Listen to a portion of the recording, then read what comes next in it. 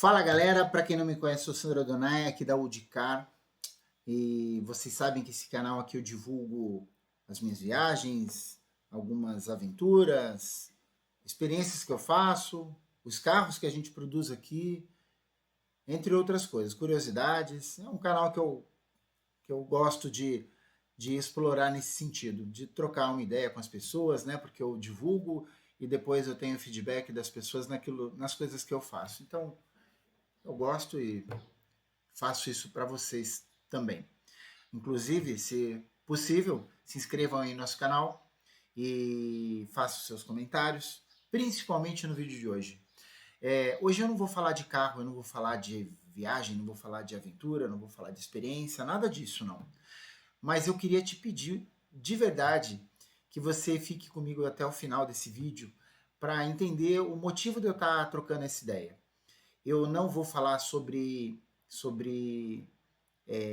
disputa política da maneira como vem sendo falado no Brasil, não é nada disso, porque não é objetivo. Eu não estou aqui para fazer inimizade com ninguém, muito pelo contrário. Eu quero trocar uma ideia, vou ser muito educado e espero que vocês façam comentários, expondo os pontos de vista, também sem nenhum problema, mas de forma sem nenhuma hostilidade, né? Com educação, assim como eu vou fazer. Peço gentilmente isso.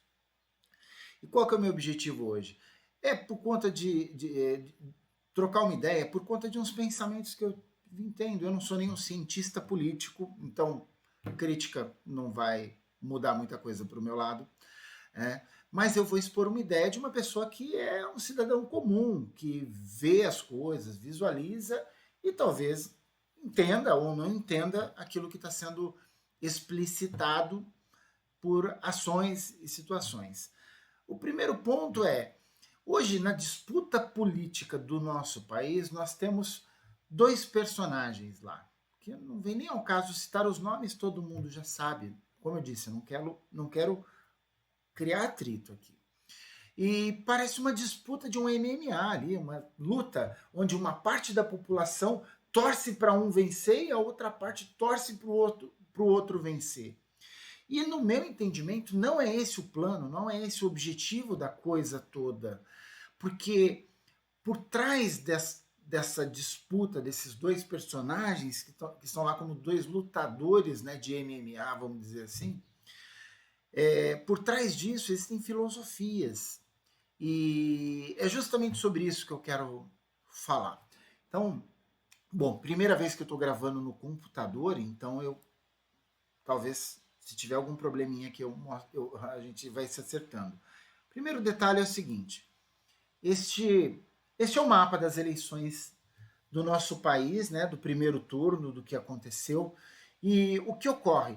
Praticamente houve uma divisão no meio do país. Se fosse possível dividir, e quem quer ser dirigido, vamos chamar assim, pelo líder do time vermelho, bora para a liderança do time vermelho. E vai ser dirigido lá, buscar a política que ele tem para proporcionar, e assim segue o jogo. E assim como quem quer ser dirigido pelo lado azul, pelo dirigente do time azul, segue o jogo. Mas não é assim que funcionam as coisas, não vai ser isso que vai acontecer. Portanto, vamos fazer aqui um pequeno estudo do que aconteceu. Eu fiz uma planilha no Excel e olha só, vamos falar em time vermelho então. O time vermelho ele teve aqui 14 estados, né? Esses 14 estados que totalizaram aí, né, a quantidade de votos de 57 milhões de votos aproximadamente, né, se salvo engano, ali. E esses 14 estados, eles totalizam 91 milhões de pessoas, de habitantes. Não estou falando de eleitores, né? Em contrapartida, no time azul, nós temos lá 112 milhões de habitantes. São 12 estados mais o Distrito Federal. Aí a gente vai falar de produtividade desses estados, ok? Os estados do time vermelho hoje, eles totalizam aí 2 trilhões aproximadamente, considerando o PIB de 2019, que foi o que o IBGE me mostrou na pesquisa que eu fiz, ok? Hoje o PIB está acima de 8 trilhões atualmente, só que eu não tinha ele segmentado por estado, então eu busquei dessa maneira mesmo, porque é indiferente para o que eu quero dizer. Tá? Como eu disse, eu não sou nenhum cientista político, mas eu quero mostrar o meu pensamento mais para frente, um pouco desse ponto aqui. O PIB, então, em 2019 do time vermelho foi de 2 trilhões, enquanto o PIB do time azul, 5 trilhões, ok? Ah, tá, mas tem mais uma população maior. Ok, só que tem per capita também, olha só, per capita 22 para 47. Bom, isso não é importante, tão importante, porque a gente está num país gigantesco, então parte do time azul, do redirecionamento desse PIB, ele é para a infraestrutura do país todo, então ele beneficia todo o país. Isso acontece realmente quando você pega um estado como São Paulo, por exemplo, que tem um PIB gigantesco, né, lá de 44 trilhões, por exemplo, uma boa parte disso não é reinvestido em São Paulo, é reinvestido em outros estados. Então, veja bem, a gente está falando de quem está mais produzindo, que quer continuar produzindo mais, ok? Escolhendo uma liderança que viabiliza essa produtividade, ok? E não é isso que está acontecendo, né? Porque quando você verifica que a outra parte, o outro time que não produz tanto, busca uma outra política, né? Qual time que está conseguindo proporcionar um retorno maior para o país, considerando toda essa produtividade? Mas por que eu estou falando isso? Vamos lá. Vou passar para a próxima tela aqui. A próxima tela é uma pequena história que eu quero mostrar para vocês. Rapidamente. Em junho de 1950 começou a Guerra da Coreia, ok? Então a Coreia do Sul ela era apoiada pelos Estados Unidos e a Coreia do Norte apoiada pela União Soviética. Isso daqui está nesse parágrafo aqui, isso está no Wikipedia e consta lá a história da Coreia do Sul. Subindo um pouquinho, você tem aqui a instalação de 2 governos separados, um no norte, socialista pró-soviético, e outro no sul, capitalista e influenciado pelos Estados Unidos. Então você tem a implementação de dois governos separados, ok? E agora vamos lá. Aí você tem a Coreia do Sul e a Coreia do Norte, ok? Separado aqui, próximo ao paralelo 38, conforme consta no texto. Agora eu vou para uma outra planilha aqui rapidamente, tá? Que eu fiz aqui com todo cuidado, buscando também os dados para vocês. Coreia do Norte, qual é a área? Uma área de 120 mil quilômetros quadrados, enquanto a do Sul, 99 mil. Qual é o PIB da Coreia do Norte? 14 milhões de dólares. Enquanto da Coreia do Sul, 976 milhões de dólares. Qual é o PIB per capita? Tá aí, ó, 618 contra 9.841. Qual é a população da Coreia do Norte? Poxa, menos da metade do que da Coreia do Sul. 23 milhões contra 48 milhões. Qual é a população urbana? 63% contra 81,70%. Qual a expectativa de vida? 67% contra 78%. Qual a população subnutrida? 32% contra menos do que 5%. E qual é o sistema de governo? Socialismo contra o presidencialismo.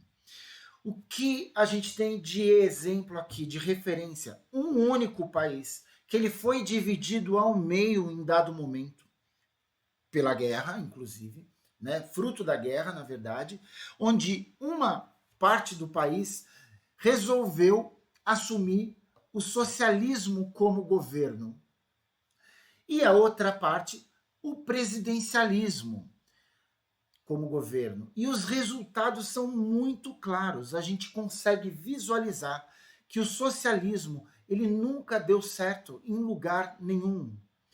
E se você disser que o socialismo não deu certo porque ele nunca foi experimentado, já foi, por exemplo, a gente tem 3 países que já experimentaram socialismo, né? Aqui a gente tem como exemplo Israel, Índia e Reino Unido já adotaram o socialismo como modelo econômico, logo após a Segunda Guerra Mundial. E um ponto-chave constante aqui, ó, nessa página montecastelo.org, que é interessante, o erro fatal do socialismo é acreditar que em seu sistema pode tomar melhores decisões para as pessoas do que elas próprias. O socialismo falhou em todos os países que o puseram em prática. E por que eu estou falando isso? Porque, infelizmente, o time vermelho, ele tem essa tendência socialista, ele investe o dinheiro, inclusive de governos anteriores, em países socialistas. E esses investimentos que eu ouvi recentemente, seria, não, a gente investe porque depois eles precisam adquirir a nossa mão de obra. Nós nem vamos receber o dinheiro que foi gasto no investimento em outros países. E a referência que nós temos dos outros países, né? Qual é a referência dos outros países? Caos. Ok? Aí eu também ouvi de uma pessoa muito próxima, não, o Brasil jamais se tornaria socialista. Lógico, não se tornaria mesmo do dia para a noite. Não se tornaria nos próximos 4 anos. Mas isso daqui funciona da seguinte maneira. É terreno que vai se ganhando para tornar o país numa condição dessa.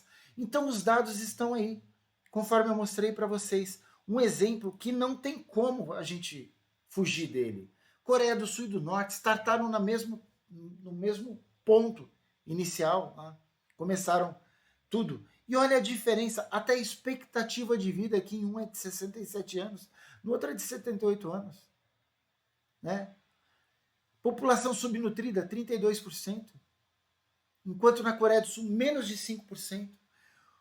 O que a gente tem vivido no Brasil, será que já não é fruto do início da tentativa de implantação de um socialismo no governo dos últimos 16 anos?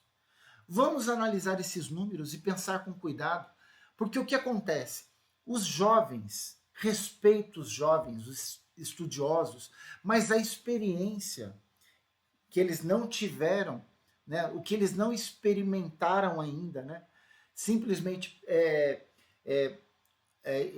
acreditar, porque é um modelo muito bonito, né? O socialismo, quando você fala sobre ele, é fantástico. Só que na prática, infelizmente, ele nunca se mostrou funcional. Bom, como eu disse para vocês, vamos lá, só deixa eu arrumar aqui, que eu estou, como eu disse, aprendendo a lidar com esse negócio aqui.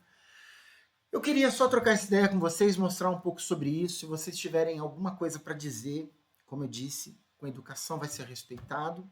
Eu quero realmente trocar essa ideia, quero entender, quero aprender também com você, sem o menor constrangimento, ok?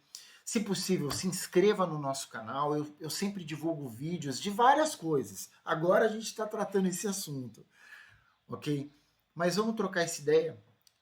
Compartilha com as pessoas que você puder, para a gente ouvir a opinião de outras pessoas, entender como elas pensam, mas com exemplos, com referências. Traz para mim referências de países que o socialismo está funcionando, como que ele funciona lá. Vamos trocar essa ideia. Eu conto com vocês e agradeço esse tempo que a gente pôde conversar aqui. Tá bom? Muito obrigado, um grande abraço. Tchau, tchau.